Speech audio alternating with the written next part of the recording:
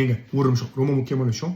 எனக்கு சும்மா ஒரு 1½ நிமிஷம் கொடுங்க. உங்க வாழ்க்கைக்கு ரொம்ப தேவையான, ரொம்ப முக்கியமான விஷயத்த நான் இன்னைக்கு சொல்லப் போறேன். உங்க லைஃப்ல உங்களுக்கு ஒரு எய்ம் இருக்குன்னா, அந்த எய்முக்கான காரணம் வந்து எப்பவுமே ரொம்ப ஸ்ட்ராங்கா இருக்கணும். அது ஏன் அப்படின்னு நான் இப்ப சொல்லப் போறேன், கேளுங்க. ஒரு சின்ன குட்டி கதை. மைக் டைசன் ஆப்வியஸா ஒரு பெரிய பாக்ஸர், எல்லாத்துக்கும் தெரியும்.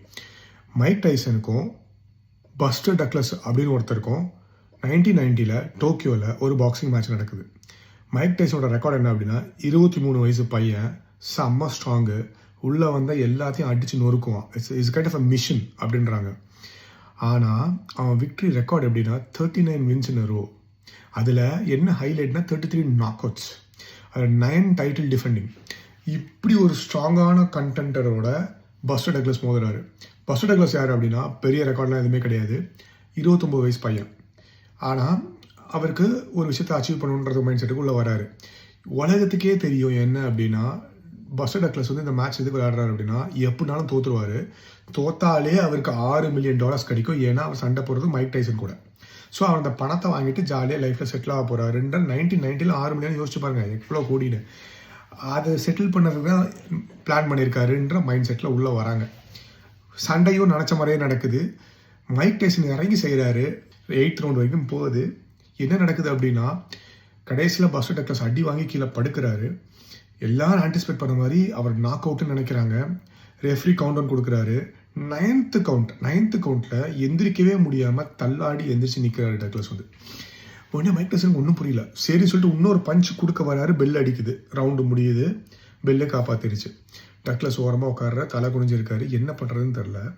சரி, இப்போ எல்லாருக்கும் தெரியும், ஓகே டக்ளஸ் வந்து கிட்டத்தட்ட நாக் அவுட் ஆகிட்டாரு. இப்போ எந்திரிச்சது மைக் டைசன் செய்ய போகிறாருன்றது தெரியும். டக்ளஸ் திருப்பி அடுத்த ரவுண்ட் ஸ்டார்ட் ஆகுது. உள்ளே வராரு. மைக் டைசன் அடின்னு அடிக்கிறாரு. டக்ளஸ் டிஃபெண்ட் பண்ணுறாரு. ஆனால் திருப்பி டக்ளஸ் அடிக்க ஆரம்பிக்கிறாரு. அடி பயங்கரமாக அடிக்கிறாரு. Mike Tyson first time in history Douglas against knock out ஆகிறாரு.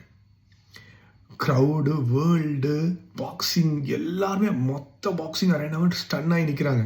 என்ன நடந்திருக்கு, மைக் டைசன் தோத்துட்டாரா அப்படின்னு ஒரு ஷாக்கு.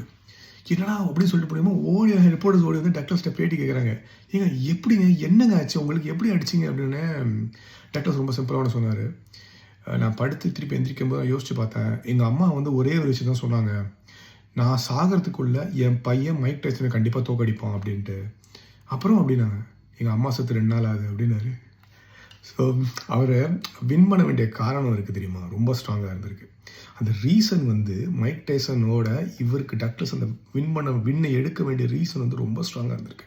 அவங்க அம்மாக்காக இந்த வின்னை எடுத்திருக்காரு அவர். ஸோ அந்த காரணம் வந்து அவ்வளோ ஸ்ட்ராங்காக இருக்கும்போது, உங்களோட கோல் வந்து உங்கள் எப்போ நேரம் தடலில் நின்னாலும் அடித்து தூக்கிட்டு நீங்கள் உங்கள் கோல் நோக்கி போயிடுவீங்க. காரணத்தை ஸ்ட்ராங் பண்ணிக்கோங்க. என்ன ரீசனோ, யாருக்காக, எதுக்காக நீங்கள் பண்ணுறீங்க, ஒரு விஷயம் உங்களுக்கு என் கோல். நீங்கள் பணக்காரன் ஆகணும்னா எதுக்கு பணக்காரன் ஆகணும், என்ன ரீசன், உங்களுக்கு என்ன காரணம் அங்கே இருக்குது. வெறும் காசை மட்டும் மைண்டில் வச்சு பண்ணாதீங்க. அதுக்கு உள்ள உங்களுக்கு சோலுக்கு என்ன கொடுக்குது, உங்களுக்கு என்ன ரீசன், ஒரு காரணம் வேணும், ஸ்ட்ராங்கான ரீசன் வேணும்ல. அதை ரொம்ப தெளிவுபடுத்திக்கோங்க. அதை நோக்கி பயணிங்க. எவ்வளோ தடை வந்தாலும் அடித்து நொறுக்கிடுவீங்க. இந்த வீடியோ பிடிச்சிருந்தா லைக் பண்ணுங்கள், கமெண்ட் பண்ணுங்கள், ஷேர் பண்ணுங்கள். நான் சொல்லணும்னு ஆசையாக இருக்குது. சரி சொல்கிறேன். அடுத்த வீடியோவில் பார்க்குறேன். வெங்கட் சக்திவேல். தேங்க்யூ. பாய்.